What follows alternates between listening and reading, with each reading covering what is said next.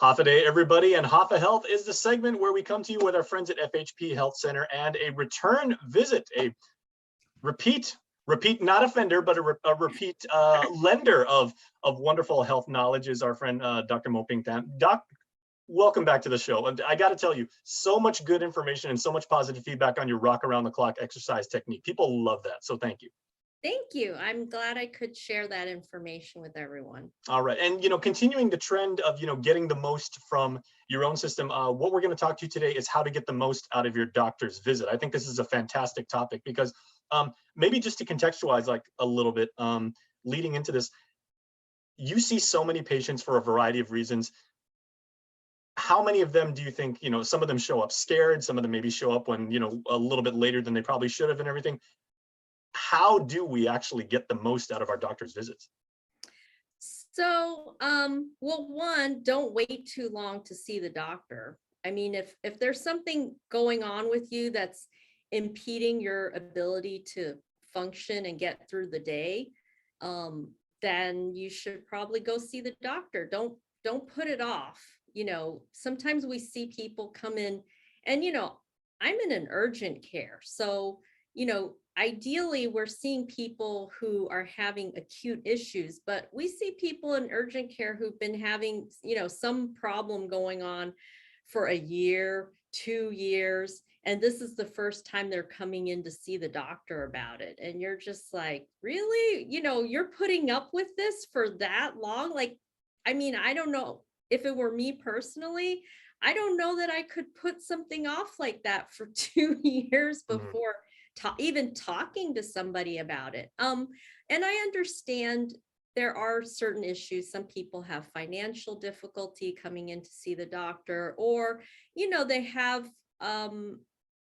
their own personal mental blocks about, I don't like to see the doctor. I'm scared to see the doctor. And then I think there's also maybe certain levels of denial going on that maybe they actually suspect they know what's going on, but they don't want to face having someone tell them, yes, this is what you have. And so they kind of put it off.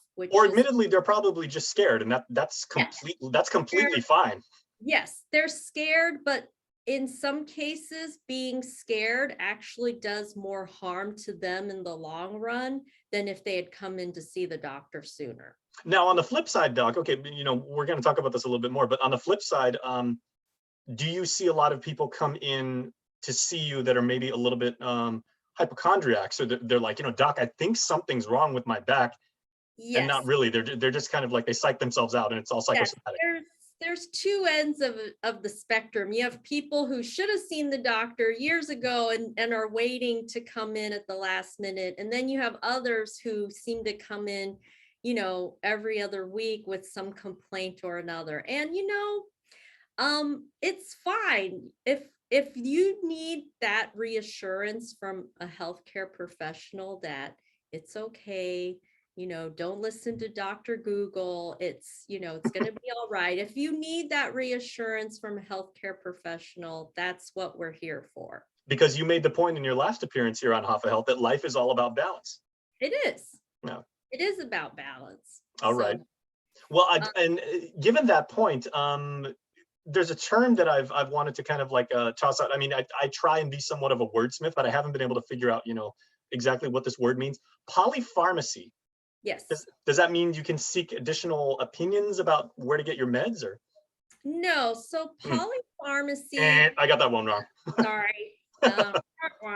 Don't pick me for a Jeopardy teammate. No. Sorry about that. Not on game night. No. So polypharmacy, the general accepted term is taking 5 or more medications on a regular basis to treat various medical conditions. Now, polypharmacy, the term itself is not necessarily a bad term. I mean, we see a lot of people here in Guam who are taking 5 or more medications because they have a lot of medical problems. So polypharmacy, taking 5 or more medications in and of itself is not a bad thing.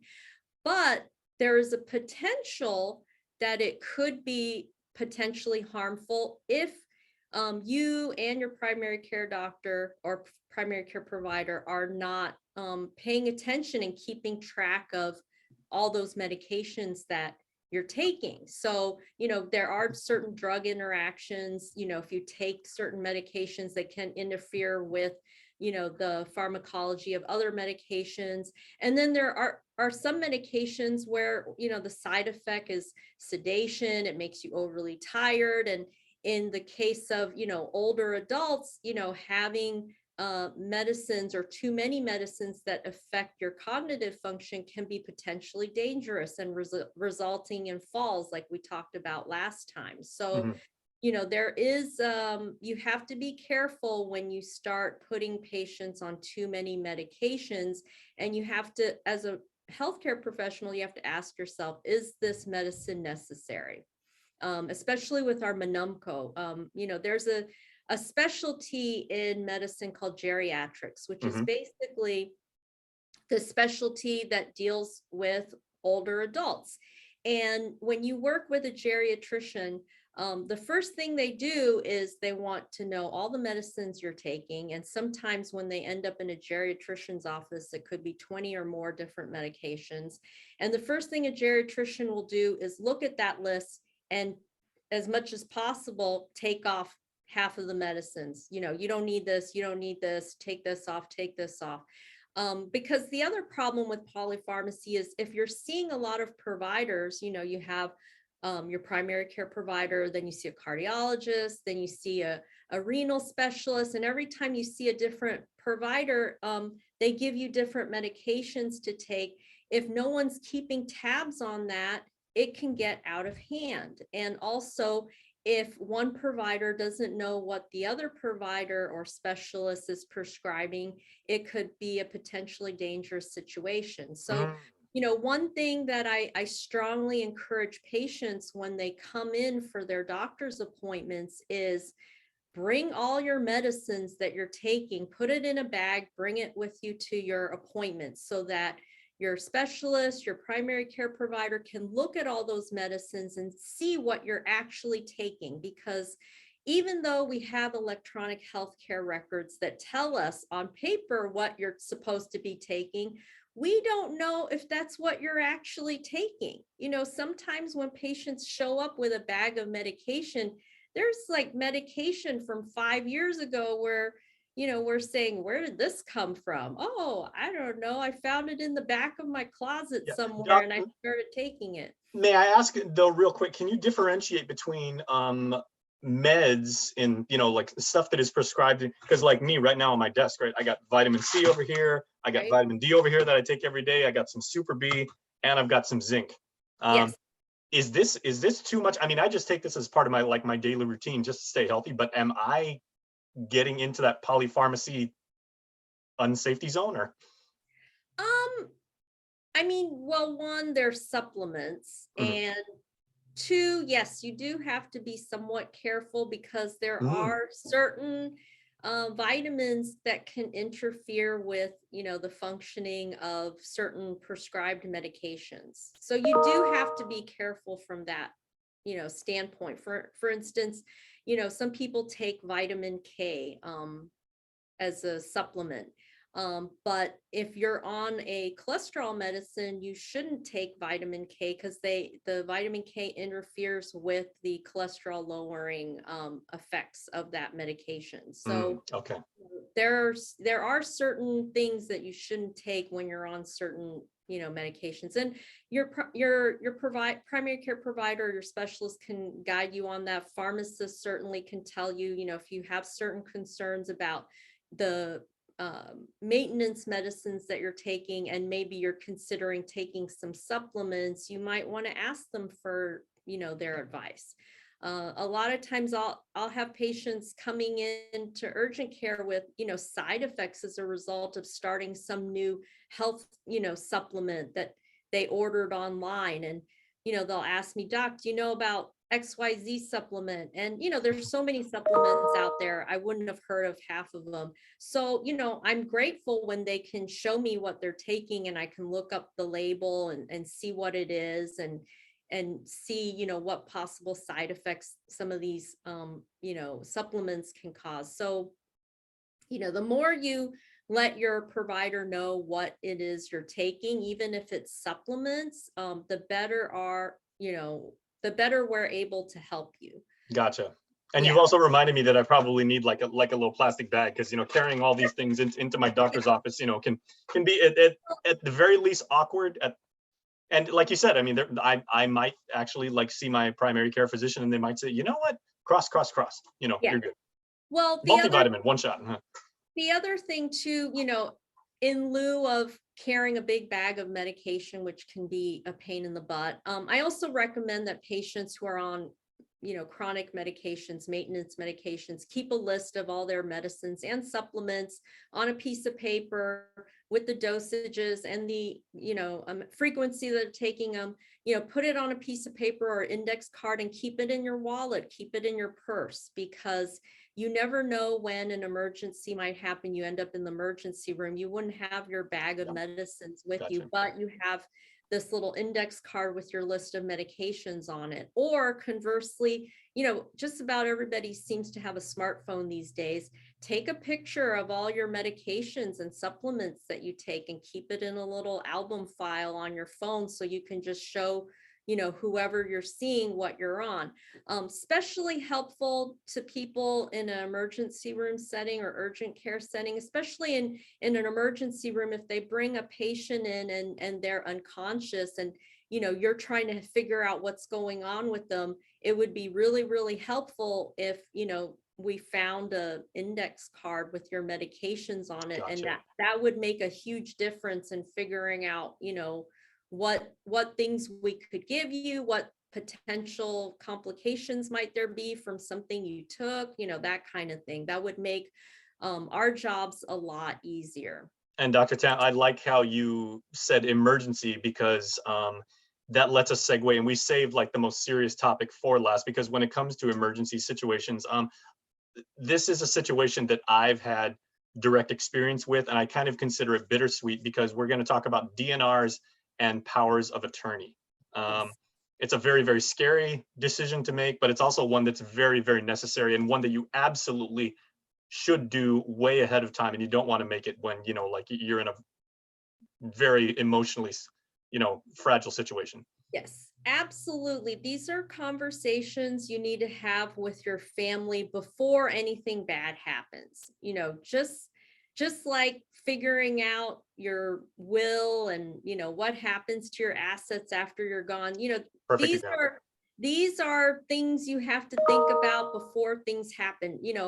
We're all going to go sooner or later. It's just, that's one of the things that's going to happen. And The maybe, DNRs being do not resuscitate order, yes. right? So Okay. DNR means do not resuscitate. There's also a DNI, which means do not intubate. So they both deal with end of life issues. So basically, in the event that your heart stops, that you stop breathing, these are orders that tell the medical professional not to do CPR on you, not to intubate you and put you on a ventilator to help you to continue to breathe. Now, if you or I were to drop at this moment and our heart stopped, of course we would want somebody to do CPR on you, because you're relatively healthy. You don't have chronic health conditions that would warrant signing a DNR. But DNR specifically is more appropriate to end of life care. If you were just given the diagnosis of terminal cancer, and that 6 months, a year down the line, that this is what you're looking at, or you even have chronic medical conditions, let's say, or perhaps your religious beliefs, like depending on. Yes, or your religious beliefs. But there's things going on in your life, serious chronic health conditions, or even just old age, where if you were to drop at this moment, would it be reasonable to do CPR on you and to continue life-sustaining treatments? Now, I should say, a lot of people, I think a lot of people are ignorant about the purpose of CPR and the benefits of CPR, because most people who see CPR watch it on TV or watch it in a movie where somebody passes out or, stops breathing, and they pump on their chest a few times, or they use the paddles a couple times, and then And they all yell code blue and 15 yeah, people come running into, and it's a big right. But dramatic. then that person, after doing, CPR on them, they wake up and they walk out of the hospital and everything's, sunshine and roses. But the reality is, a lot of people who require CPR are already in many cases already in poor health. Mhm. And if it gets to the point where your heart stops, is it reasonable to do life-saving, measures to that person? Because CPR is a very traumatic event to happen to your body. I've been in many hospitals where we've had to do, resuscitation on people in the hospital who were dying. And it's not a pleasant way to spend your last moments of life. If your body's already trying to die, but it just happens that you're in the hospital where somebody is watching you die at the moment you're trying to die, but because you didn't put a DNR, a whole team of, people are going to show up and pound on your chest, most likely breaking ribs. I've heard that. They said like the sternum goes through so much stress, it very often fractures, right? It does. And, all these people pounding on you, injecting tubes in you, in some cases intubating you. It's very traumatic. And if you're an elderly person with a lot of health conditions and your body is just trying to die, but you just happen to be in a situation where people are actually, present at the moment you're dying, and then they're doing all this stuff on your body because you didn't make any orders that, if I'm passing away, I want you to just let me go. It's Right. fine.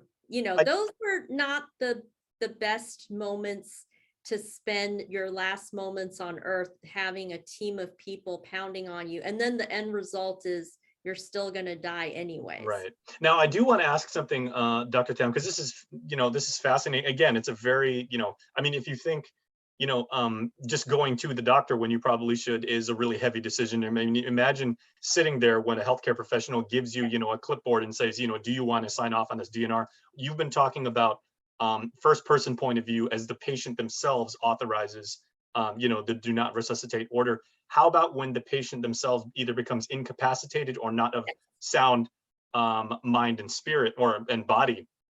When a family member or someone who is the designated power of attorney has to make that call for the patient because at that point they cannot anymore.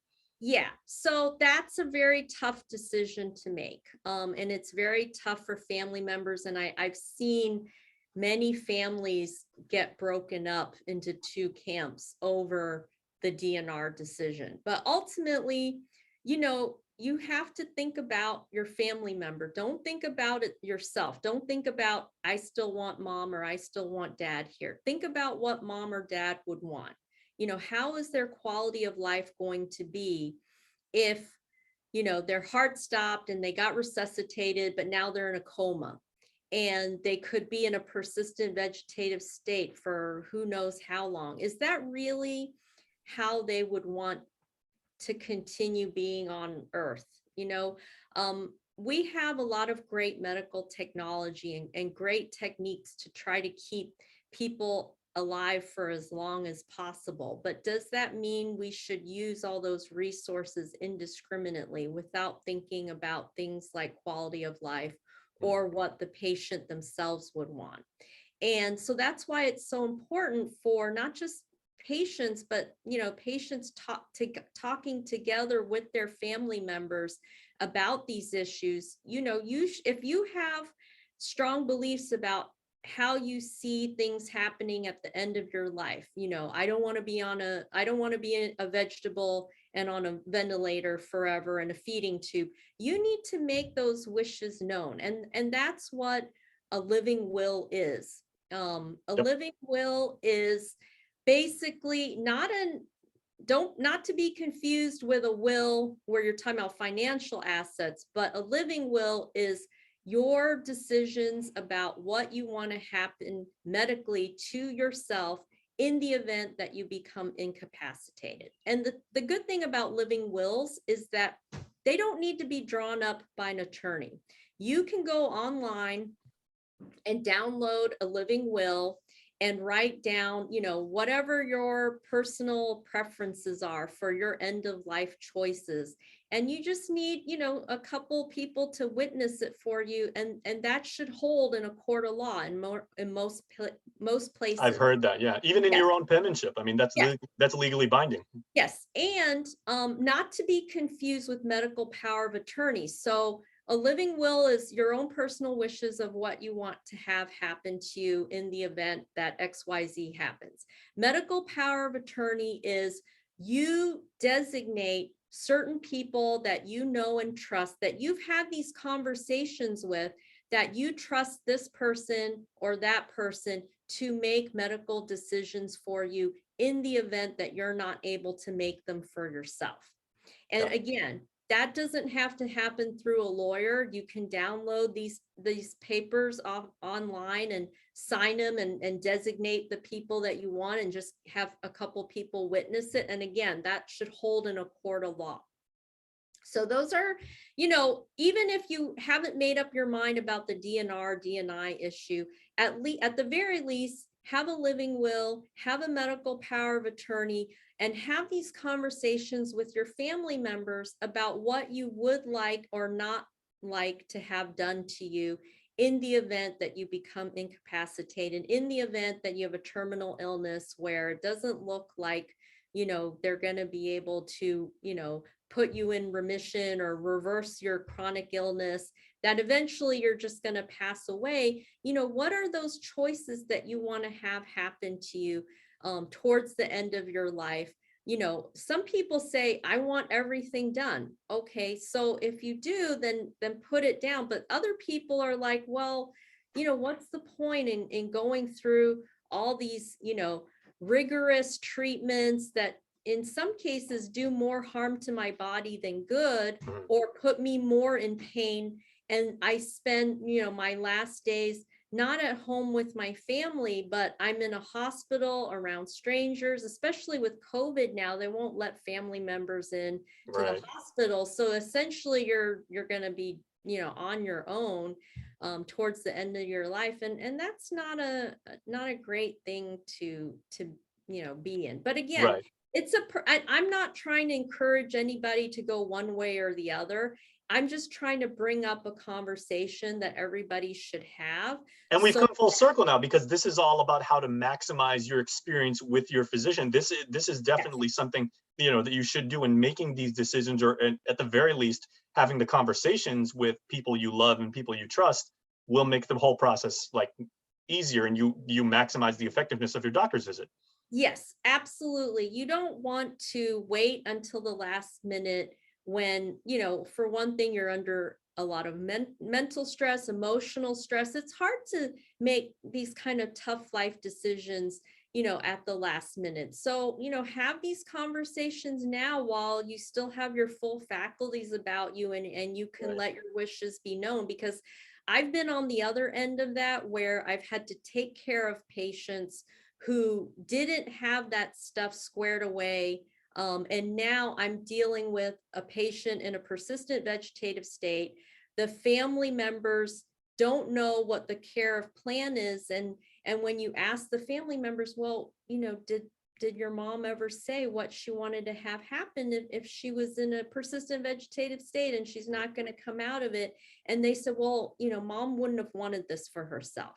Okay, well, did she have anything written down? No, it's just something we talked about, but we don't have anything on paper. So this actually happened to me when I was, training in New York, and I had a patient like this who was basically who went in for a heart attack, and while she was in the cardiac unit, had 2 more heart attacks. They actually, she went into cardiac arrest. They brought her back, but after, how many times your heart is, trying to poop out on you and you bring them back, but she was in a coma and she wasn't coming out of it.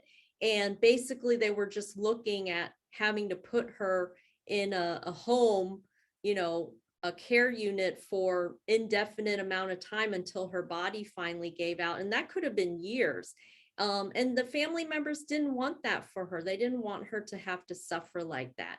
But again, they didn't have anything prepared ahead of time. There was no paperwork. So in order to get this poor woman off the ventilator, off the machine, we had to go through, the hospital administration. They had to bring in their lawyers. The family had to come together. It was like 10 people on this team just to come together to decide to take this woman off life support. And, it wouldn't have been necessary if, there was just a little planning ahead of time where things were on paper, or if she even just had designated her husband medical power of attorney, or, there was, something where she had put her wishes known. It would have been a lot easier to pull her off the machine than to bring in, 10 people from hospital administration to make sure everything was, legal and kosher to pull her off. So, and you know what? This is really, obviously, people watching right now, this is really, really clearly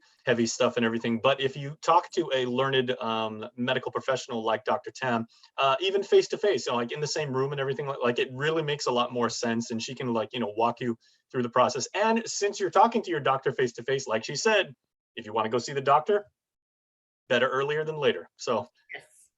so Doc, let's end on a positive note and everything. So seeing people, this is your life's passion. You've dedicated your studies, your commitment, your compassion to treating people and to preserving life. So Yes. what does it mean to you when you actually treat a patient and they come out and they're like, Doc, I feel great, thank you? What does that mean to you? Oh, it means everything. Part of the reason I went into this is because I enjoy helping people, and I like helping people to live a better quality of life. And so that's why I feel so strongly about, many of these issues, not just talking about how to live a healthful life, but how to end your life, finish off the last few days of your life in a way that you will be at peace with, I think is also equally important. There you go. Well, Yes. thank you so much. And it is with peace that we are going to end this segment. So Dr. Moping Tam over at FHP Health Center. Doc, thank you as always for your insight. Thank you. All right, we do appreciate it. And so that was Hafa Health, everybody. We are bringing you the information you need to know to live a healthy and informed island life. Thank you so much.